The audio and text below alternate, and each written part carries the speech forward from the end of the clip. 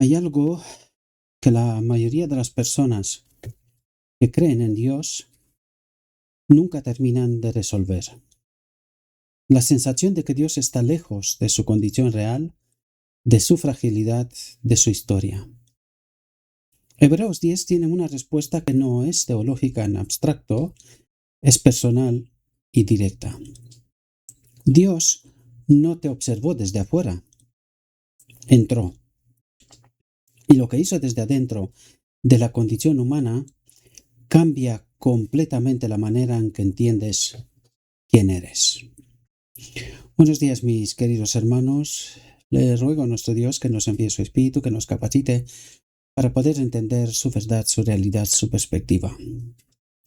Y vaya que hoy vamos a entender una perspectiva que nunca nos ha sido planteada a pesar de que está en las Escrituras y tal como os comentaba ayer mismo,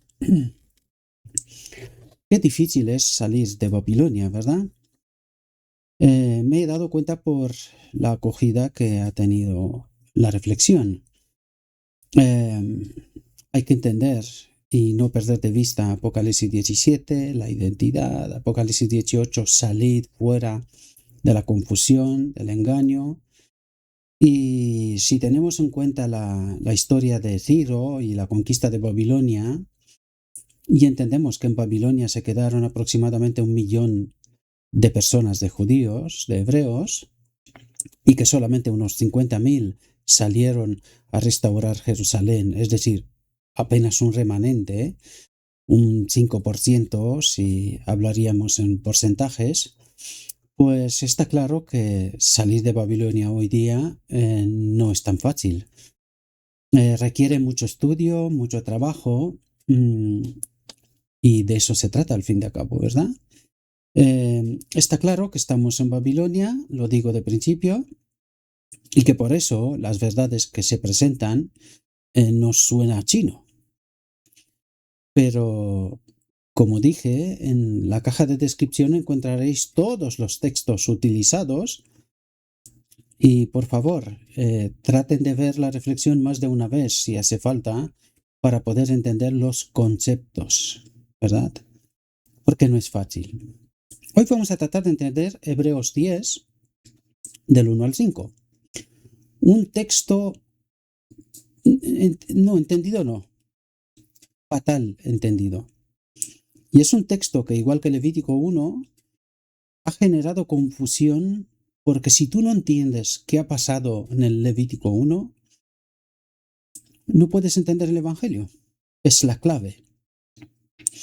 Y Hebreos 10:5, 10:1 al 5, espero que resuelva bastantes incógnitas. El título que hoy os he presentado es Hebreos 10 revela por qué la encarnación era el único final posible. Durante siglos, cada mañana en Israel, alguien llevaba un animal a la puerta del tabernáculo. Lo colocaba, presionaba sus manos sobre su cabeza, lo entregaba y el fuego consumía todo. Y al día siguiente volvía a empezar. No porque el sistema fallara, sino porque el sistema era honesto. Estaba señalando hacia algo que todavía no había llegado. Hebreos 10, versículos 1 al 5, es el momento en que el autor sagrado mira hacia atrás a 1000 años de sacrificios y dice, todo eso era la sombra. Y entonces señala hacia el cuerpo que proyectaba esa sombra desde antes de la creación del mundo.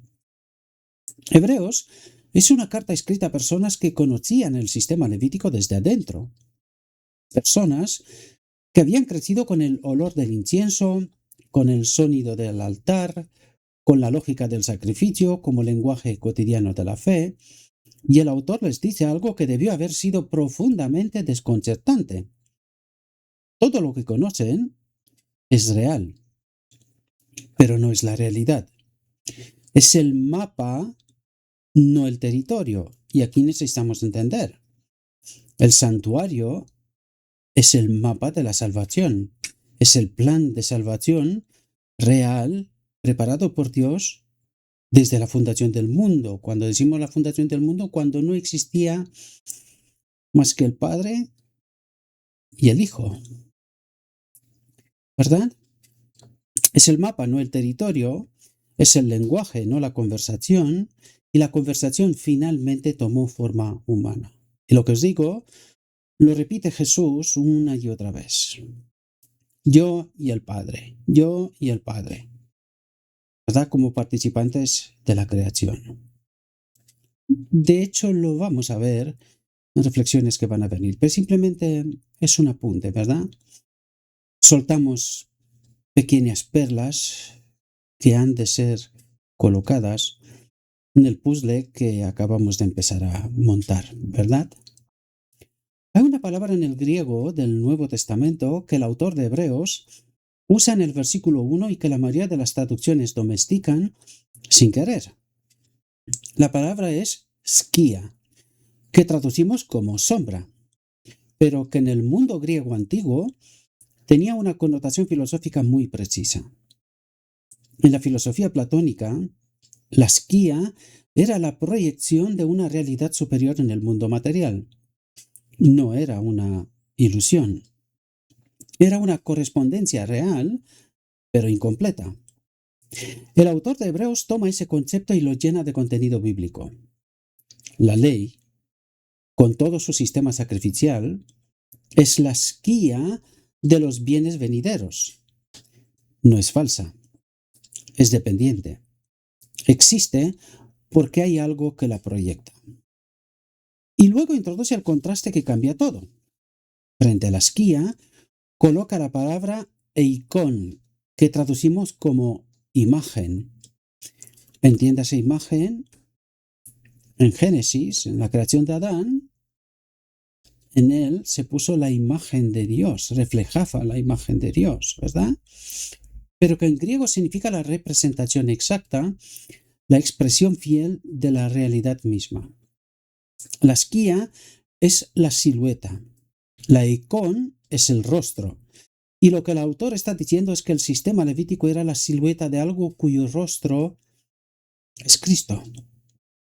Cada animal que murió en la puerta del tabernáculo proyectaba hacia adelante en el tiempo la forma de lo que vendría. Y lo que vino no fue otro ritual más perfecto, fue una persona. Aquí está el detalle que casi todos los comentaristas pasan por alto. El autor no dice que la ley era falsa o inferior en sentido despectivo. Dice que era skia, sombra, lo cual implica que había luz detrás de ella. Una sombra sin fuente de luz no existe. El sistema levítico no era el problema que Cristo vino a resolver. Era el lenguaje que Cristo vino a completar. Y esa distinción cambia radicalmente la manera en que entendemos tanto el Antiguo Testamento como la encarnación. Porque en realidad hoy vamos a hablar de la encarnación. Vamos a entender qué pasó entre el cordero degollado en la puerta, el altar, que lo consume todo, y la encarnación. ¿Cuál es la conexión? Necesitamos entender esta realidad, ¿verdad? Porque sí, el sistema era una sombra fiel. ¿No era suficiente? ¿Qué podía ser un cuerpo humano que 1000 años de sacrificios animales no pudieron hacer? La respuesta a esa pregunta está en los versículos 3 y 4, y es más incómoda de lo que parece. El autor dice que los sacrificios anuales, en lugar de eliminar la conciencia del pecado, la renovaban. La palabra griega es anamnesis, que significa recordatorio, traer de vuelta a la memoria. Cada sacrificio del día de la expiación no borraba la culpa del año anterior, la reconocía, la nombraba, y al nombrarla, la mantenía presente en la conciencia del oferente. Esto conecta directamente con lo que vimos en Levítico 1. El ritual era honesto sobre sus propios límites. El corbán, el acercamiento, era real.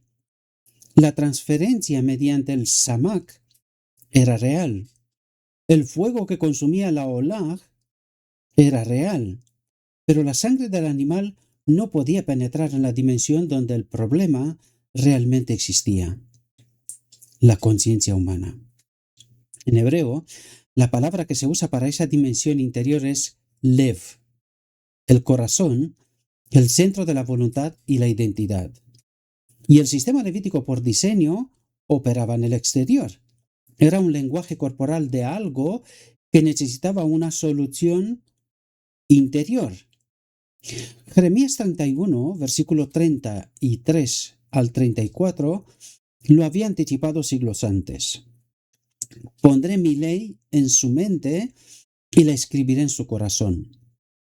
No en piedra, no en rituales, en el lev.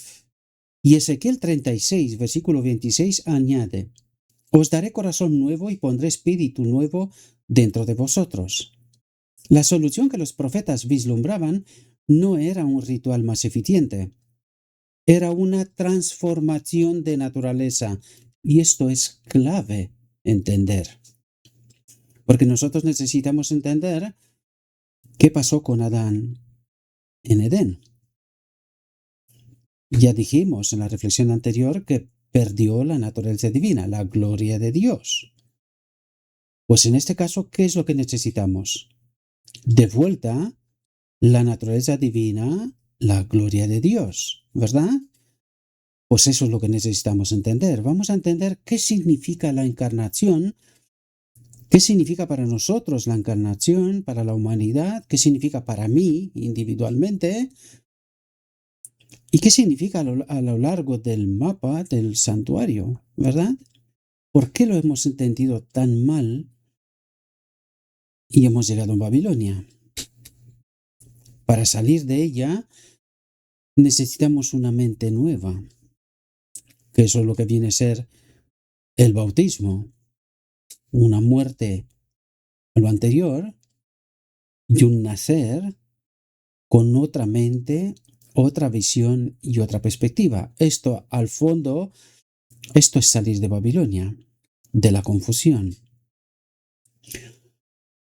Y una transformación de naturaleza requería que quien transformara compartiera esa naturaleza. Aquel que transforma tiene que compartir esa naturaleza. La vamos a entender. Si el problema estaba en la naturaleza humana, la solución tenía que venir desde adentro de la naturaleza humana, no desde afuera de ella. Aquí es donde el versículo 5 de Hebreos 10 produce el efecto más desconcertante de todo el pasaje.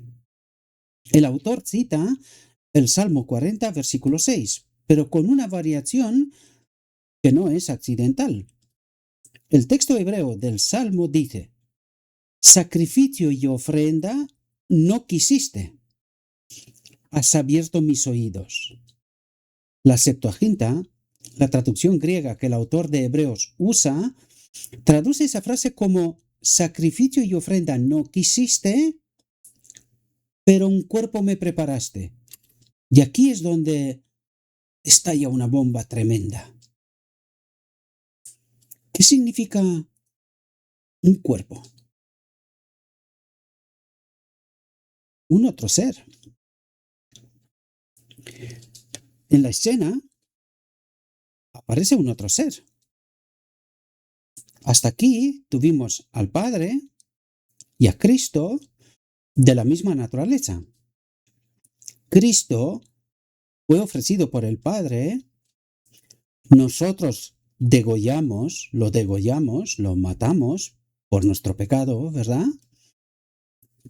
Y este Cordero, este Cristo, uno igual a Dios, nos ofrece su propia vida a nosotros, a la humanidad, y se toma el pecado que junto con este cuerpo está consumido totalmente en el altar.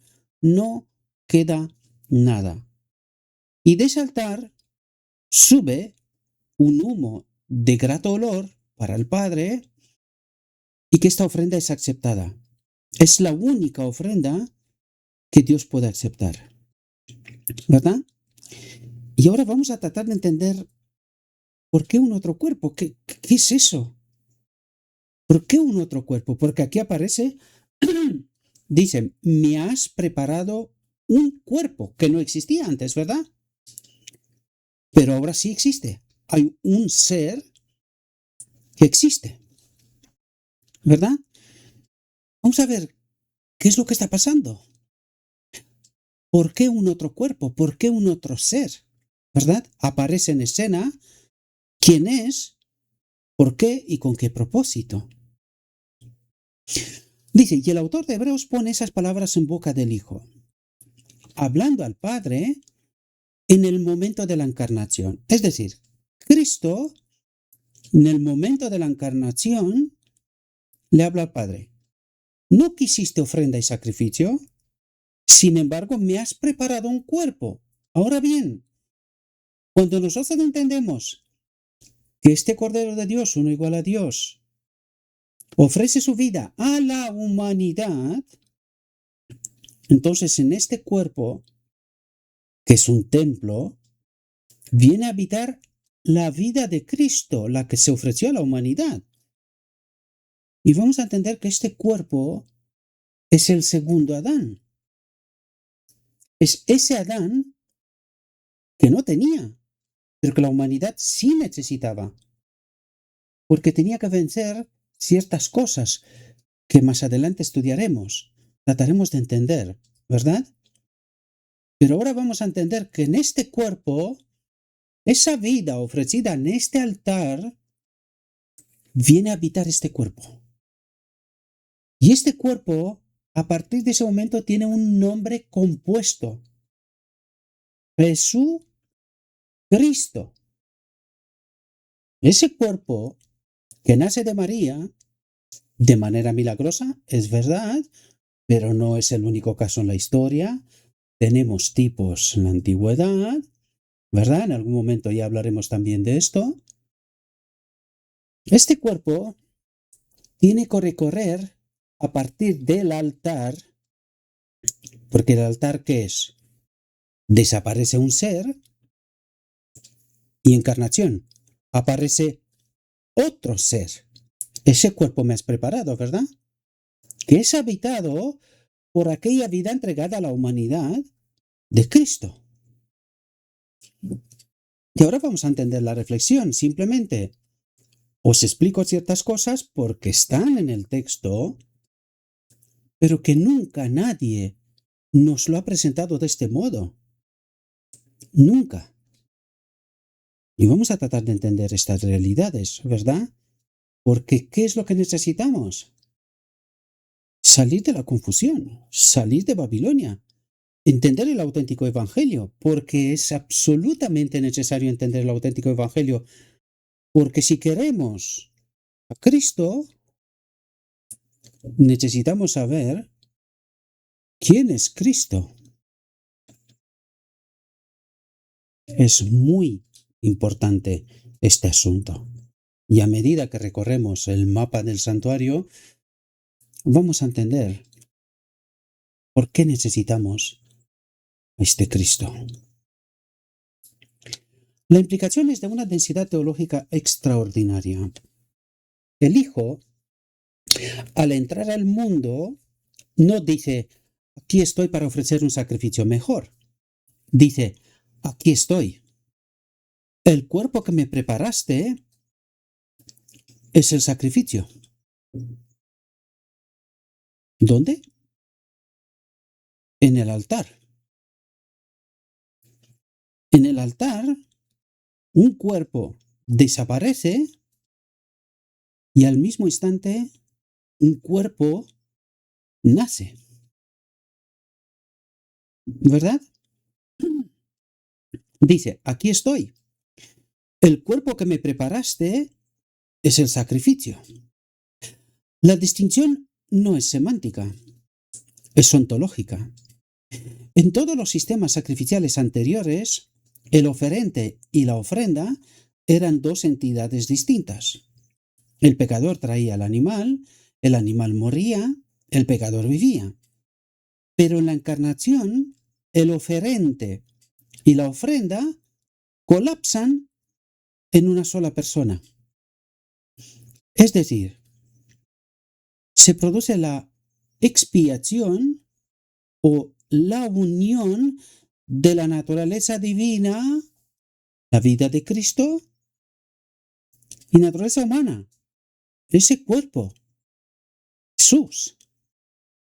Y eso es la expiación, una expiación. Vamos a ver que hay más de una, pero cada una tiene su significado y su importancia en términos absolutos. No son casualidad. Pero la encarnación, el oferente y la ofrenda colapsan en una sola persona. Cristo no trae el sacrificio. Cristo es el sacrificio. Y eso cambia la naturaleza de lo que ocurre de una manera que ningún sistema anterior podía anticipar completamente. Esto conecta con Isaías 53, versículo 10, donde el profeta dice que el Señor quiso quebrantarlo sujetándole a padecimiento. Es decir, en el altar de sacrificio fue quebrantado, consumido totalmente, y luego fue sujetado a padecimiento, porque venir a esta tierra tiene un significado. Esa tierra es el terreno de la muerte. El enemigo es el señor de la muerte, no de la vida. Y eso hay que pagar un precio. Ya lo entenderemos más adelante, ¿verdad? Dice, no como crueldad divina, sino como la lógica interna de un amor que no podía resolver el problema desde afuera. Es decir, el problema no podía ser resuelto desde afuera. ¿Por qué? Necesitábamos un segundo Adán. Un segundo Adán que recupere lo que perdió el primero. La vida y el dominio sobre la tierra. ¿Verdad? Y este segundo Adán, aquí recupera la vida, la gloria perdida, en el intercambio hecho por sacrificio de la puerta, ¿verdad? Este sacrificio nos ofrece su propia vida y lleva el pecado a la consumación en el altar, ¿verdad? Pues aquí, en la encarnación, vemos la unión de esa vida, naturaleza divina, de Cristo, y Jesús, ese cuerpo humano, naturaleza humana, ¿verdad? Y eso es la expiación, eso es lo que significa la expiación, la unión de las dos naturalezas. Y si no me creen, solo hay que hacerse una pregunta simple, pero fundamental. El día de la expiación, es decir, el día de Yom Kippur, ocurre al final del mapa del santuario. Y habrá que preguntarse, ¿qué significa eso? Si la expiación se ha hecho al principio, ¿por qué al final la expiación? ¿Y qué significa? Muy importante, ¿verdad? Hemos hablado Apocalipsis 19, la boda del Cordero, la unión de Cristo con su novia, con su iglesia, que se ha preparado, ¿verdad? Y eso representa al Yom Kippur, el final del día de la expiación. Por lo tanto, se ha hecho una expiación al principio, donde el Cordero de Dios, uno igual a Dios, ofrece su propia vida a la humanidad que experimenta el segundo Adán, Jesús, y luego Jesús tiene que recorrer desde el altar, tiene que ser recorrido para terminar el mapa, ¿verdad?, del santuario, hasta el final del día de la expiación. Sigamos. Eso conecta con Isaías 53, versículo 10, donde el profeta dice que el Señor quiso quebrantarlo sujetándole a padecimiento, no como crueldad divina, sino como la lógica interna de un amor que no podía resolver el problema desde afuera. Y con Juan 1, versículo 14, el Verbo se hizo carne y habitó entre nosotros. El Verbo hizo expiación y habitó entre nosotros. El Verbo se ha hecho carne y habitó entre nosotros. El verbo griego para habitó es eskenosen, que literalmente significa plantó su tabernáculo. Cuando utilizamos esta expresión entendemos que el santuario fue plantado en medio del campamento de Israel, rodeado por las 12 tribus. Pues entendemos la metáfora, entendemos el símbolo. Plantó su tabernáculo en medio. Y nosotros somos tabernáculo. Pero también hay un significado más profundo. El pueblo es parte de ese tabernáculo, ¿verdad? Porque plantó el tabernáculo en medio del pueblo. Es lo que ocurre al final del día de la expiación, ¿verdad? El verbo dice, no visitó la humanidad. Instaló su tabernáculo en la humanidad. Es decir, en este cuerpo que me preparaste y luego nosotros también. Porque somos templos, ¿verdad?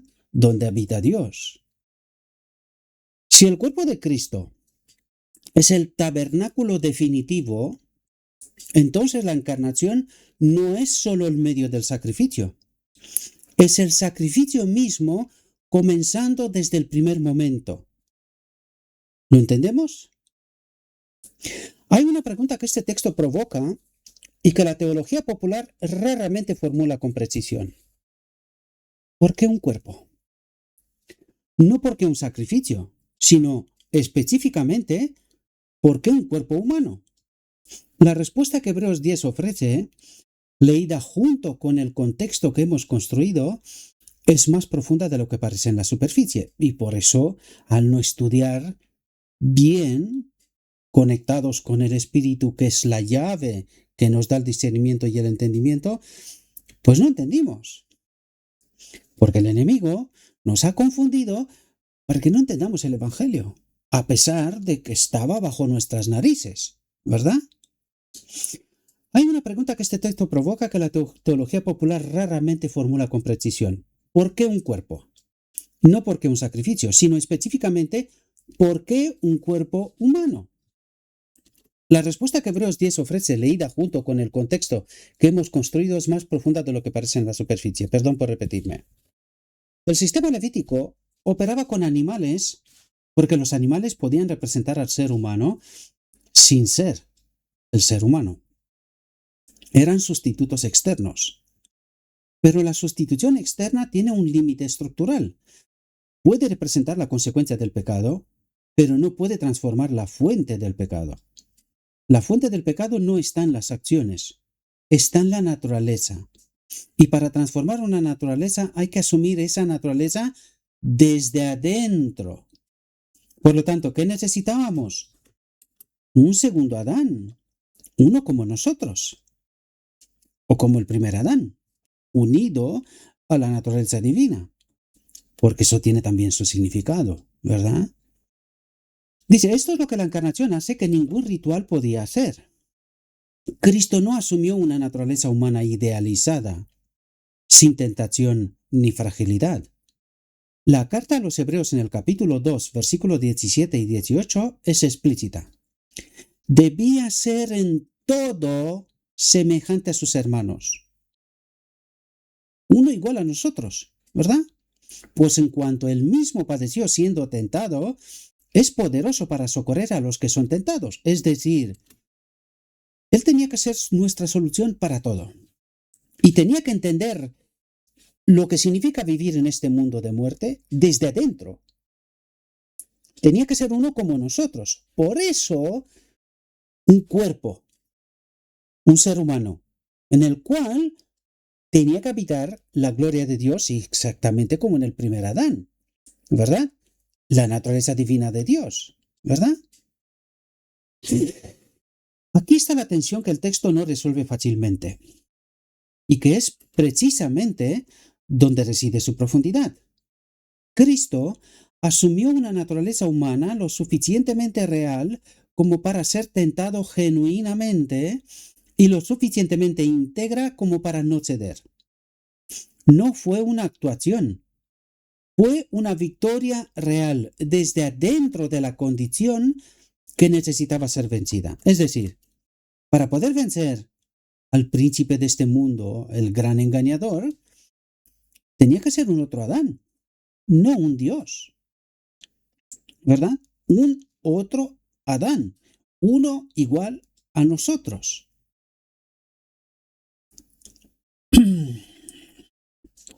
Como alguien que aprende a nadar no desde la orilla, sino desde el agua, con el mismo riesgo de ahogarse que cualquier otro nadador, pero con una capacidad que los demás no tienen. ¿Qué significa para tu identidad que Dios no te observó desde afuera, sino que habitó desde adentro la misma condición que tú enfrentas? Y eso es clave. Y eso no lo entendimos, queridos. Nosotros pasamos de Levítico 1 como unos campeones, cuando en realidad nos convertimos en unos grandes fracasados. Porque si no entiendes el Levítico 1, tú no puedes entender el Evangelio. Y por eso nosotros hemos colocado todo solo sobre la cruz. Y había preguntas a las cuales no se podía contestar y al cual cristianismo una y otra vez como borregos repiten que en la cruz murió un Dios. ¿Y cómo muere un Dios?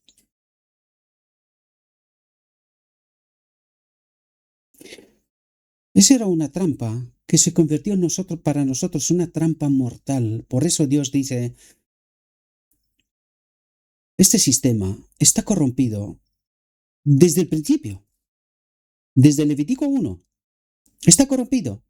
No entendimos el mapa, el plan de salvación. Porque hay algo curioso. En el plan de salvación está el altar, luego está el lavacro, que es símbolo del bautismo de Cristo, el inicio de su ministerio terrenal, inmediatamente el desierto de la tentación, donde de nuevo vence al enemigo, pero curiosamente después no hay nada más hasta que Jesús asciende a los cielos. Y vosotros, como yo, me estaba preguntando, ¿cómo que no hay nada más? ¿Y dónde está la cruz? No puede ser. Vamos a tratar de entender, queridos, que la cruz, si nosotros hubiésemos escuchado bien a Jesús, muy posiblemente no hubiese sido necesaria. Por eso no está en el santuario.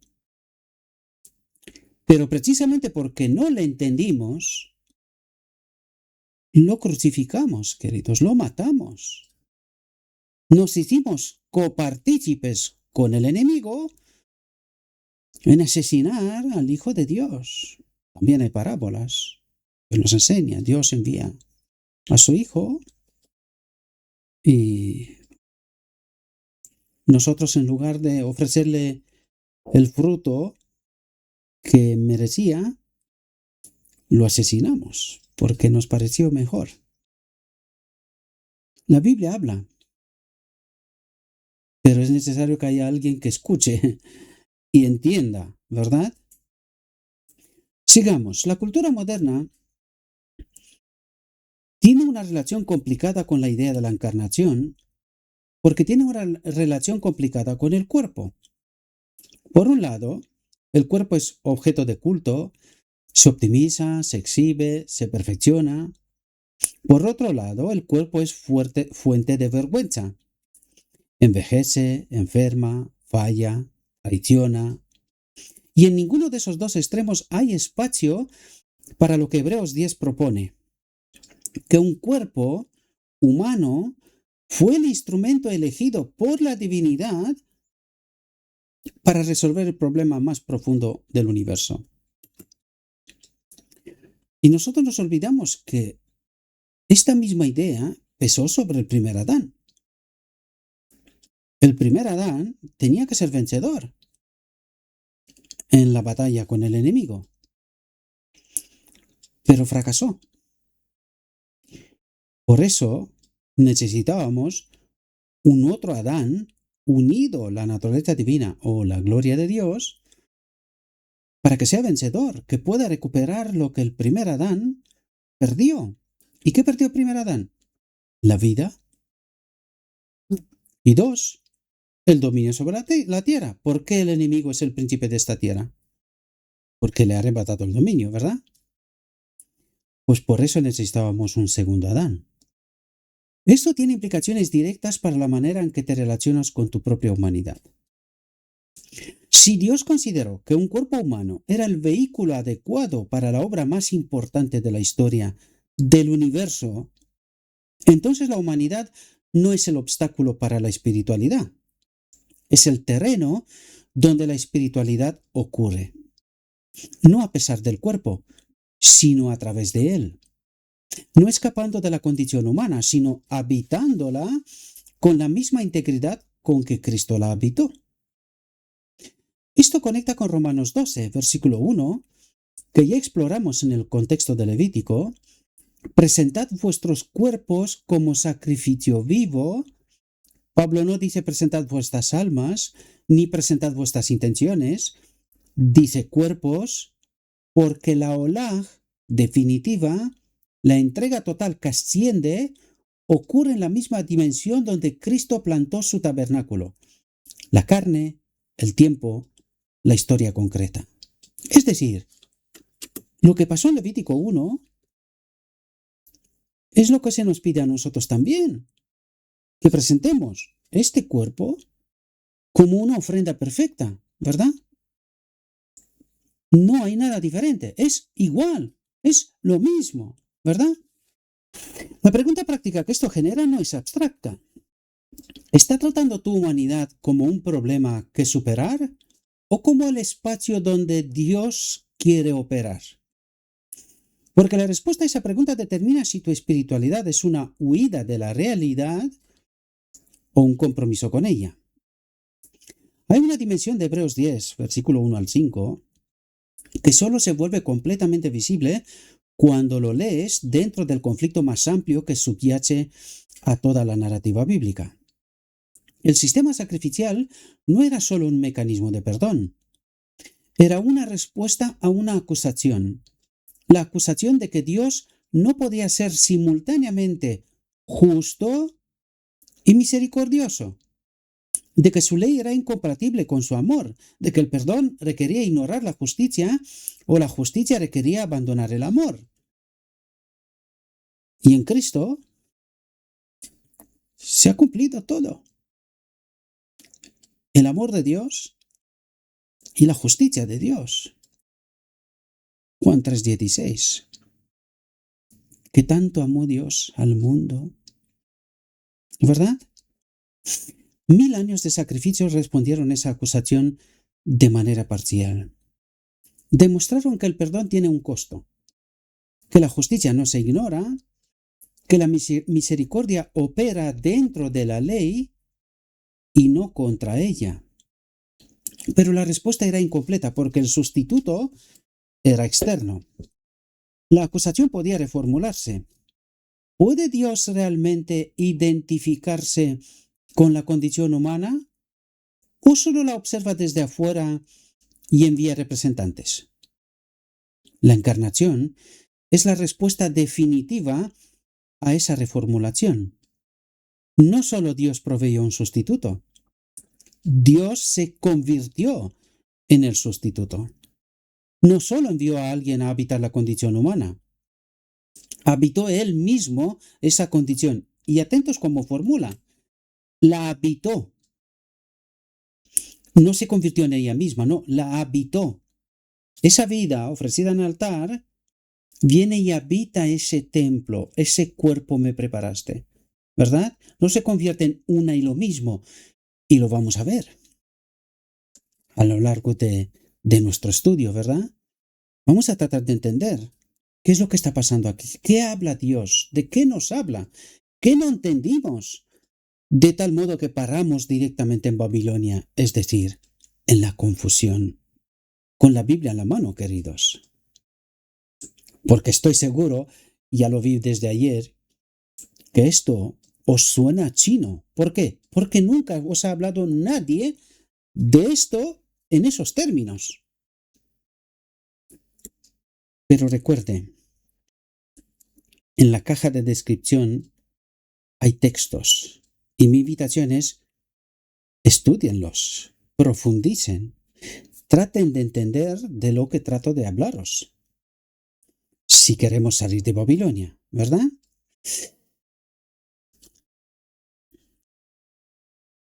Dios se convirtió en el sustituto, no solo envió a alguien a habitar la condición humana, habitó él mismo esa condición. Y al hacerlo, respondió no solo a la pregunta de la justicia, sino a la pregunta de la solidaridad. El universo que observaba el conflicto no solo vio que la ley fue satisfecha, vio que quien la satisfizo conocía desde adentro el peso de lo que estaba satisfaciendo. Filipenses 2, versículos 6 al 8, describe ese movimiento con una precisión que corta, el cual, siendo en forma de Dios, no estimó el ser igual a Dios como cosa que aferrarse, sino que se despojó a sí mismo, tomando forma de siervo, hecho semejante a los hombres. Este versículo cae como una bomba, literalmente, en medio de nosotros, cuando lo entiendes en toda su profundidad y en el mapa correcto del santuario, ¿verdad? La palabra griega para se despojó es ekenosen, de donde viene la teología de la kenosis, el vaciamiento voluntario. Dice, no de la divinidad, sino de sus prerrogativas. Porque ya dijimos, Dios no puede morir. Entonces, ¿cómo se vació de sí mismo? ¿De qué se vació? De sus prerrogativas. Baja del trono del universo, donde lo ocupaba junto con su padre, depone su corona, deja de actuar como uno igual a Dios y viene a la tierra y se convierte en un hombre, el Verbo, ¿verdad? Cristo no dejó de ser quien era. Eligió no ejercer lo que podía ejercer para poder estar donde necesitaba estar. No lo sé si entendemos, pero mi consejo es profundicen mucho porque ya os he contado cosas hasta aquí y deberíamos ya de entender ciertas cosas. El cierre de este pasaje, el versículo 5 leído en su plenitud, tiene una resonancia que va más allá de la teología del sacrificio. Cuando el Hijo dice al Padre, un cuerpo me preparaste, está haciendo una declaración sobre la identidad humana. Recuerden, ¿de qué hablábamos en Apocalipsis 17? Identidad. ¿De qué nos habla en Apocalipsis 18? Que abandonemos esa falsa identidad adquirida para salir de la confusión y adquirir otra identidad. Y ahora vamos a entender qué es esta identidad, qué necesitamos adquirir. ¿Por qué salir de Babilonia? Porque nosotros, estando en medio de Babilonia, creemos que somos de Cristo. Mientras Dios dice, de ningún modo. Porque no me conocéis, no me entendéis. Para conocer a Dios necesitamos conocer el Evangelio. Si no conocemos el Evangelio, no podemos conocer a Dios. ¿Verdad? Por lo tanto, necesitamos, al salir de Babilonia, necesitamos entender hacia qué identidad tenemos que dirigirnos. Si abandonamos la antigua, recuerda el bautismo, ¿verdad? Morir, salir de Babilonia, para volver a vivir, adquirir una identidad, la correcta, la original, para poder acudir al Canaán celestial, ¿verdad? O al reino de Dios. Dice, Padre, un cuerpo me preparaste. Está haciendo una declaración sobre la identidad humana que ningún sistema filosófico antiguo había formulado de esta manera. El cuerpo humano no es una prisión del alma, como pensaba el platonismo. No es una herramienta desechable, como sugiere el gnosticismo. Es el instrumento que la divinidad eligió para su obra más importante. Eso significa que tu humanidad, con toda su fragilidad, su historia, sus cicatrices y sus límites, no es lo que te separa de Dios. Es lo que Dios eligió habitar. La distancia que sientes entre quién eres y quién crees que deberías ser no es evidencia de que Dios está lejos. Es el terreno exacto donde la encarnación tiene sentido. Cristo no vino a donde todo estaba bien, vino a donde todo estaba roto. Y al venir, no solo trajo la solución desde afuera, se convirtió en la solución desde adentro. Se hizo uno como nosotros, ¿verdad? La sombra que Levítico proyectaba durante siglos tenía tu forma. Cada animal que moría en la puerta del tabernáculo era una señal que decía, alguien vendrá que cargará esto de verdad desde adentro, con un cuerpo como el tuyo y como el mío, ¿verdad? Y cuando ese alguien llegó, lo primero que dijo fue, aquí estoy. El cuerpo que me preparaste es suficiente. Y lo que comenzó en un pesebre en Belén, pasando por cada tentación en el desierto, cada momento de cansancio en Galilea, cada hora de agonía en Getsemaní, terminó en una cruz donde la sombra y la sustancia finalmente coincidieron. Y lo que el fuego del altar nunca pudo consumir completamente, ese sacrificio sí lo consumió, una vez, para siempre. Porque si es verdad, en la encarnación tuvo lugar una expiación, la humanidad fue unida a la divinidad en el hombre Jesucristo. En el desierto de la tentación, el enemigo fue vencido a la declaración que había hecho que el hombre nunca puede obedecer la ley. Pues el hombre Jesucristo sí lo hizo, pero quedaba algo pendiente: el dominio. Y aquí hay una gran incógnita. ¿Por qué la cruz no está en el santuario?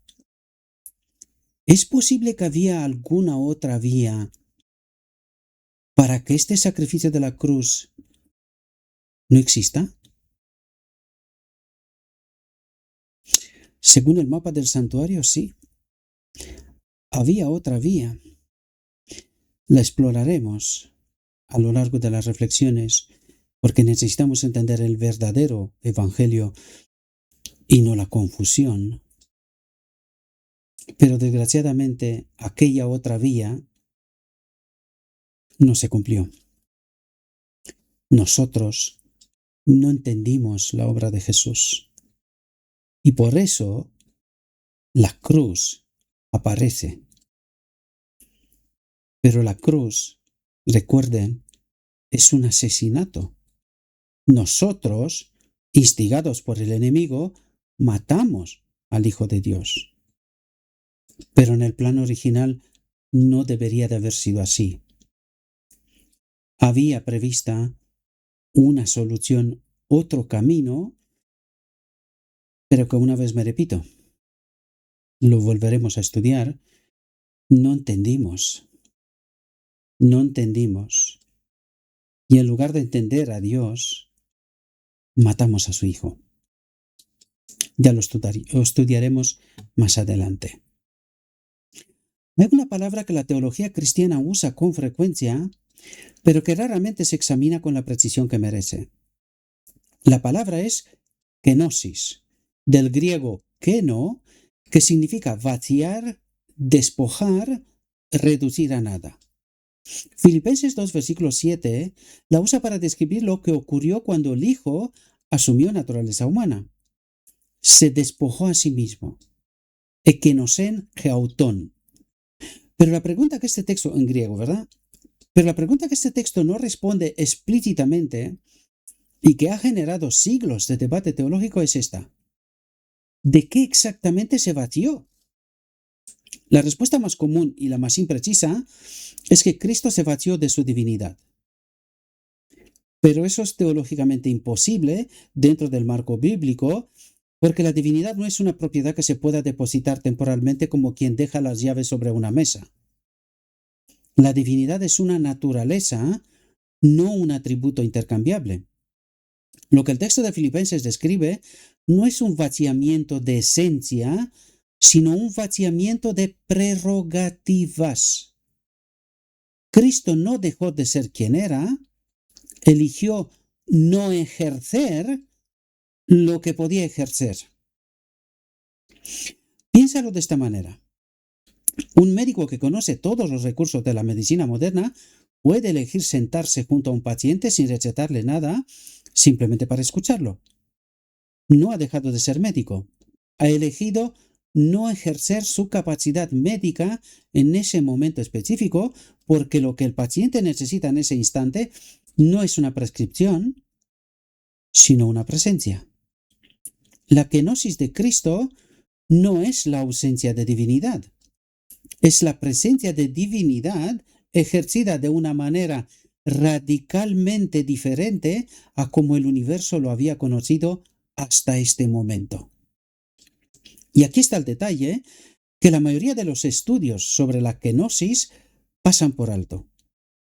El vaciamiento no comenzó en Belén. Comenzó en el Consejo de Paz que el texto del plan de redención describe cuando el Hijo ofreció voluntariamente asumir la naturaleza humana antes de que el mundo existiera. La encarnación no fue una decisión de emergencia tomada después de la caída, fue una decisión tomada antes de la creación, lo cual significa que el universo fue creado con la encarnación ya en el horizonte del plan divino. ¿Qué dice eso sobre la naturaleza del amor que diseñó la creación, sabiendo de antemano el costo que tendría que pagar? El vaciamiento de prerrogativas que la kenosis describe tiene una dirección específica que Hebreos 2, versículos 9 al 18, ilumina con una claridad extraordinaria. El autor dice que Cristo fue hecho un poco menor que los ángeles, es decir, por debajo de los ángeles. Brakitipar angelos, en griego, ¿verdad? Para poder gustar la muerte por todos. Esta frase no es una descripción de inferioridad ontológica, es una descripción de posicionamiento estratégico. Cristo descendió en la escala de poder, es decir, dejó de ser el Hijo de Dios uno igual a Dios. Eso es lo que pretende decir. Él eligió no ejercer todas esas prerrogativas, ¿verdad? Cristo descendió a la escala de poder no porque el poder fuera malo, sino porque el problema que venía a resolver estaba en el nivel donde el poder no llegaba. Es decir, tenía que hacerse un segundo Adán, un hombre, ¿verdad? Un ser humano. El pecado no es un problema de poder, es un problema de naturaleza. Y los problemas de naturaleza no se resuelven desde afuera de esa naturaleza. Un médico no puede curar una enfermedad que nunca ha estudiado desde adentro. Un juez no puede dictar sentencia justa sobre una experiencia que nunca ha vivido. Cristo no vino como un ser superior que observa la condición humana desde una distancia segura y emite veredictos. Vino como alguien que habitó esa condición con la misma vulnerabilidad que cualquier ser humano, con la diferencia de que su naturaleza interior permanecía íntegra donde la nuestra había sido fracturada. Es decir, Él era el único ser humano completo después del primer Adán y Eva, unido con la gloria de Dios, con la naturaleza divina, ¿verdad? Esto conecta con algo que Génesis 1, versículo 26 establece como el fundamento de la identidad humana. Hagamos al hombre a nuestra imagen conforme a nuestra semejanza. La palabra hebrea para imagen es tselem, que en el mundo antiguo se usaba para describir la estatua de un rey colocada en una provincia lejana. La estatua no era el rey, pero lo representaba. Llevaba su autoridad, reflejaba su carácter. El ser humano fue creado como tselem de Dios, no para ser Dios, sino para reflejar a Dios en el mundo material. El pecado no destruyó esa imagen, la distorsionó, como un espejo que se fractura. Todavía refleja, pero la imagen que devuelve está fragmentada, irreconocible en partes. Y la pregunta que el plan de redención responde es esta: ¿cómo se restaura un espejo fracturado? No desde afuera puliendo la superficie, sino desde adentro rehaciendo la estructura que sostiene el reflejo. La kenosis es el movimiento de Dios hacia dentro de la estructura fracturada para rehacerla desde su interior. La aplicación de la kenosis a la experiencia humana concreta es más directa de lo que parece y más incómoda. Vivimos en una cultura que equipara la identidad con el poder. Eres lo que puedes hacer, lo que puedes controlar, lo que puedes demostrar. La vulnerabilidad se percibe como debilidad. El vaciamiento se percibe como pérdida. Y la idea de que alguien con poder absoluto eligiera voluntariamente no ejercerlo resulta, en el mejor de los casos, incomprensible y en el peor, sospechosa. Pero la kenosis propone una lógica completamente diferente. El vaciamiento voluntario no es la ausencia de poder. Es la forma más alta de poder, porque requiere una seguridad de identidad tan profunda que no necesita demostrarse. Cristo pudo vaciarse de prerrogativas precisamente porque su identidad no dependía de ejercerlas. Es decir, Él no deja de ser quien es, ¿verdad? No necesitaba demostrar que era Dios para ser Dios. Y esa seguridad de identidad es exactamente lo que el pecado destruyó en el ser humano. La capacidad de existir sin necesidad de demostrar, de controlar, de acumular. La restauración de la imagen de Dios en el ser humano, entonces, no es solo la restauración de la capacidad moral, es la restauración de esa seguridad de identidad que hace posible el vaciamiento voluntario.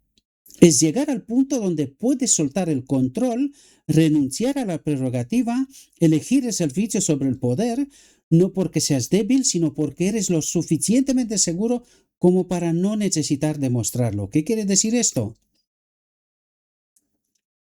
Ya no vivo yo. Cristo vive en mí. Es decir, tengo plena confianza y seguridad que lo que Cristo hace a través de mí, habitando este templo, ese cuerpo, es lo mejor que se puede hacer. Eso es lo que vemos a Jesús también. No soy yo el que hace estas cosas, sino el Padre que habita en mí. Eso es lo que está diciendo constantemente para que podamos entender. De eso estamos hablando, ¿verdad? ¿En qué área de tu vida estás ejerciendo poder que podrías soltar? No porque debas hacerlo por obligación, sino porque tu identidad ya no depende de él. Hebreos 10, versículo 1 al 5, no puede leerse completamente sin entender el santuario celestial que la carta a los hebreos describe como el contexto donde todo esto ocurre. El autor no está hablando solo de un evento histórico en el Calvario. Está hablando de una realidad que opera en dos dimensiones simultáneamente. La dimensión terrenal, donde Cristo vivió, murió y resucitó, y la dimensión celestial, donde este sacrificio tiene efecto continuo hasta el final del día de la expiación, es decir, hasta el final del mundo, ¿verdad?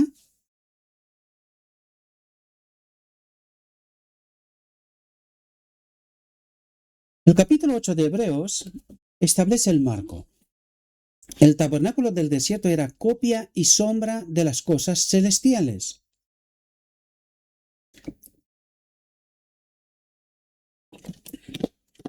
Hipodeigma, kaiskiaton, epouranion, Moisés construyó el tabernáculo siguiendo un patrón que Dios le mostró en el monte, según Éxodo 25, versículo 40. Ese patrón no era arbitrario, era la representación tridimensional de una realidad que existe en una dimensión diferente. Y cuando Cristo ascendió después de la resurrección, no ascendió a un lugar indefinido, ascendió al santuario del cual el tabernáculo terrenal era la copia. Hebreos 9, versículos 11 al 12, lo describe como con una precisión que no deja lugar a ambigüedad.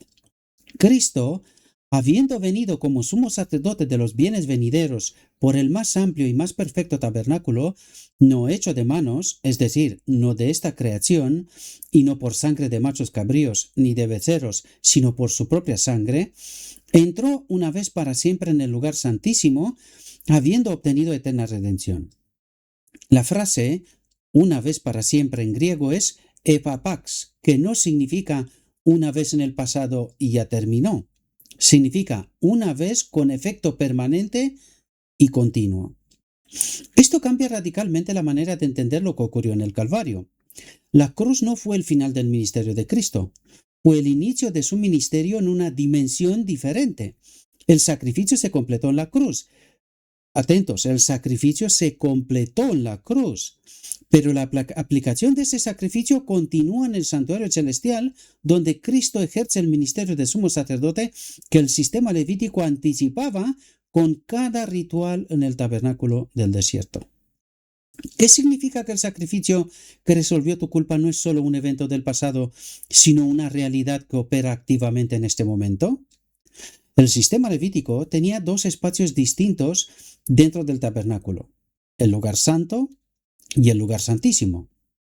El sacerdote común ministraba en el lugar santo diariamente. Solo el sumo sacerdote entraba al lugar santísimo y solo una vez al año, en el día de la expiación, el Yom Kippur. Ese día era el clímax del calendario litúrgico israelita y ya hablamos Apocalipsis 19 como el clímax de la historia de la humanidad, ¿verdad? El momento en que la culpa acumulada durante todo el año era finalmente procesada en la presencia directa de Dios. El ritual de Yom Kippur, descrito en Levítico 16, tenía una estructura que Hebreos 10 ilumina retrospectivamente. El sumo sacerdote entraba con sangre, no la suya propia, sino la del sacrificio, y la rociaba sobre el propiciatorio, la tapa del arca del pacto, que estaba en el lugar santísimo, ¿verdad? Era el punto de contacto entre la justicia de Dios, representada por la ley dentro del arca, y la misericordia de Dios, representada por la sangre sobre el arca. Y ese punto de contacto, ese hilasterión en griego, es exactamente el término que Pablo usa en Romanos 3, versículo 25, para describir a Cristo, a quien Dios puso como propiciatorio por medio de la fe en su sangre. Cristo no solo ofreció el sacrificio del Yom Kippur definitivo, Cristo es el propiciatorio definitivo. Es el lugar donde la justicia y la misericordia se encuentran, donde la ley y el amor no se contradicen, sino que se abrazan. Y ese encuentro no ocurrió solo en el Calvario. Ocurre continuamente en el santuario celestial, donde Cristo intercede como sumo sacerdote con la autoridad de quien conoce desde adentro la condición de los que representa. Hebreos 4, versículo 16, invita a acercarse confiadamente al trono de la gracia para alcanzar misericordia y hallar gracia para el oportuno socorro.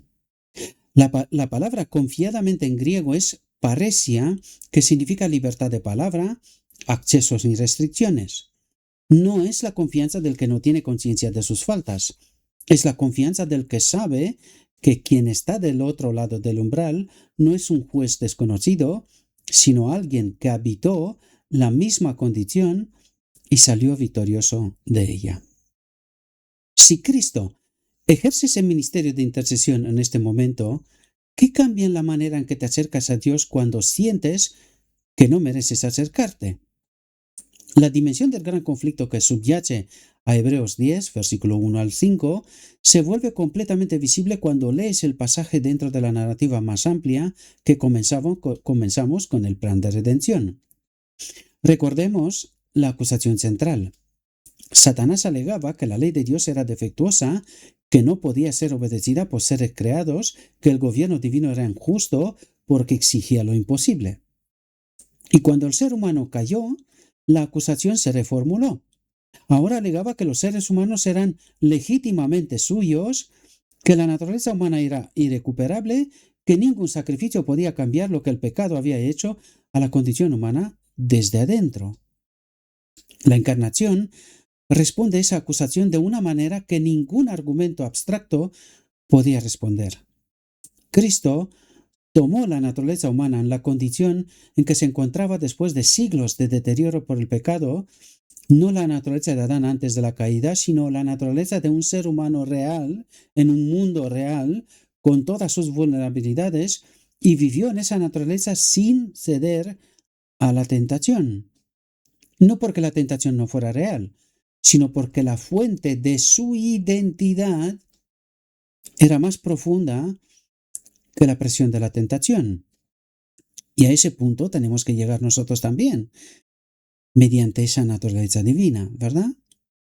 Esto demuestra dos cosas simultáneamente que el conflicto cósmico requería demostrar. Primero, la ley de Dios puede ser obedecida por un ser que habita la naturaleza humana.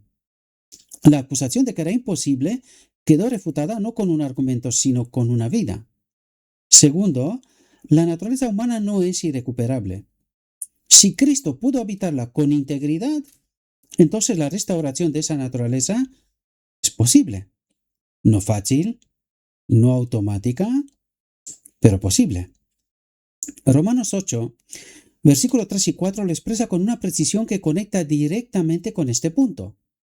Lo que era imposible para la ley, por cuanto era débil por la carne, Dios, enviando a su Hijo en semejanza de carne de pecado, y a causa del pecado, condenó al pecado en la carne para que la justicia de la ley se cumpliese en nosotros.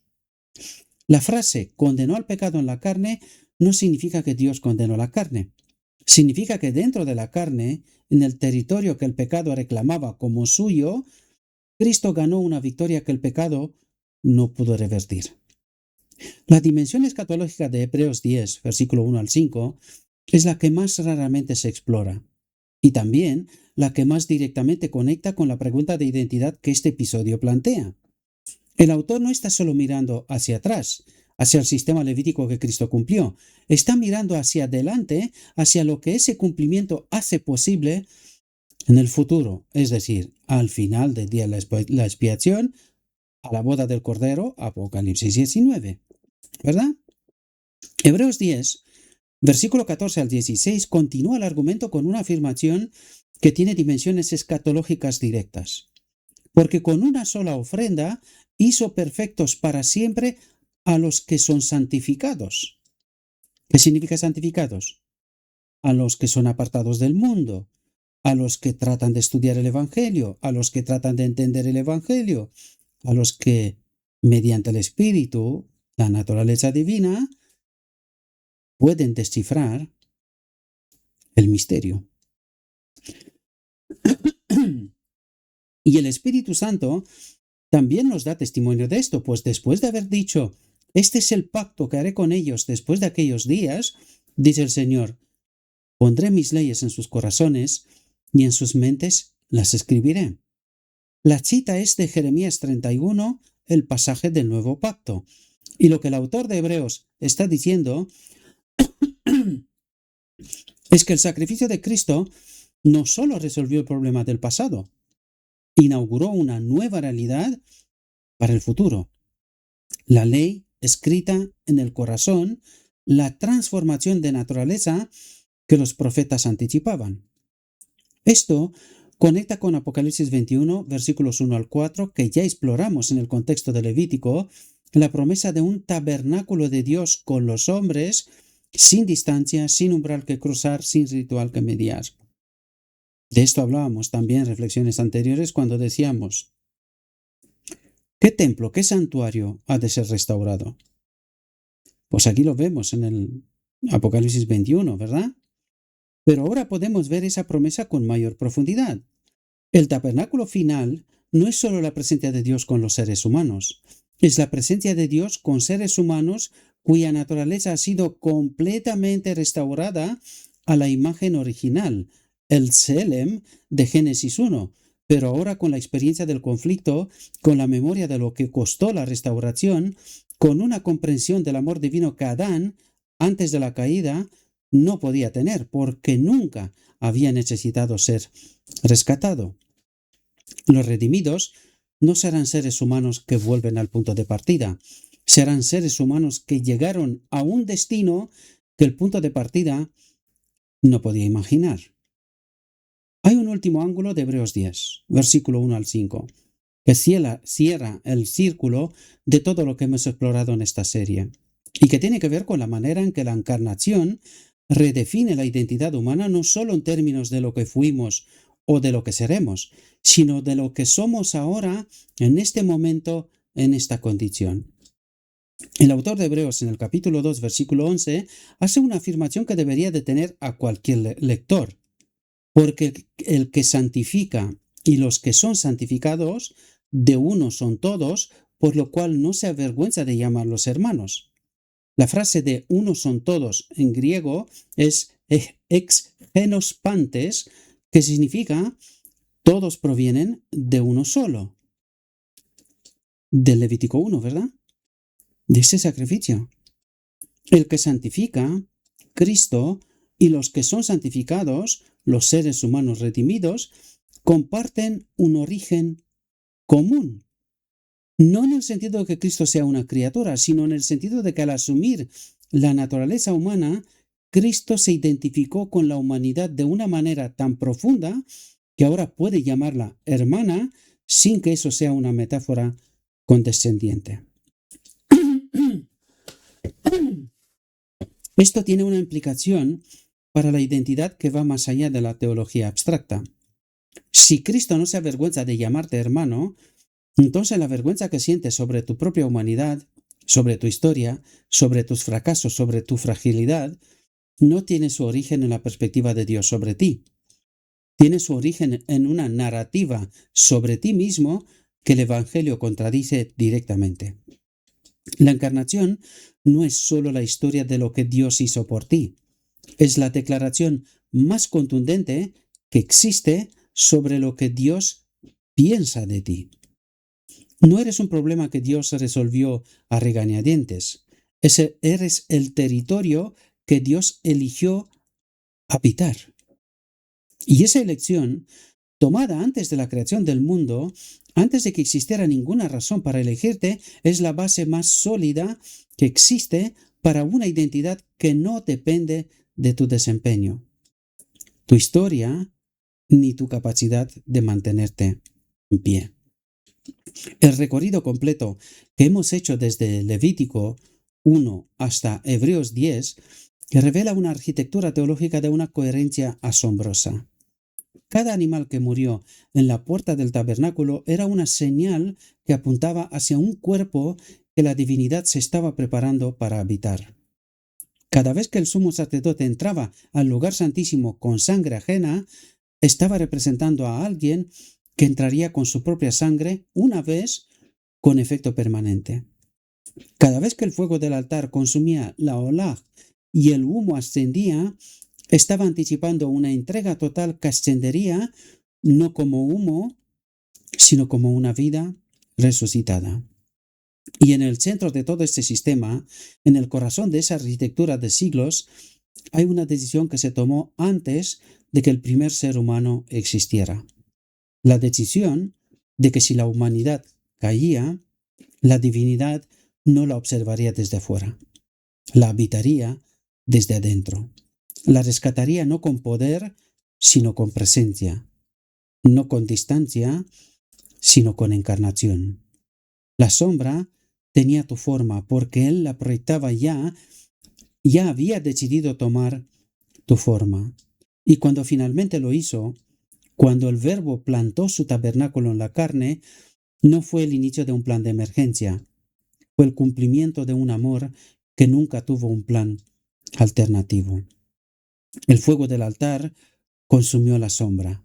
La resurrección reveló la sustancia, y la sustancia tiene un nombre, tiene un cuerpo, tiene cicatrices, y en este momento intercede en un santuario que no está hecho de manos por ti, con la autoridad de quien conoce desde adentro exactamente lo que estás enfrentando.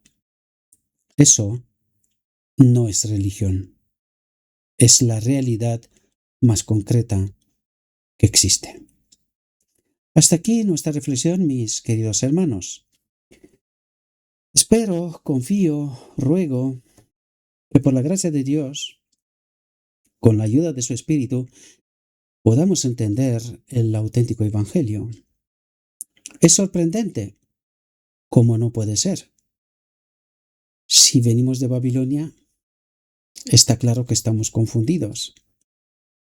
Pero mi consejo, si me permitís, es ceñirnos a un escrito está.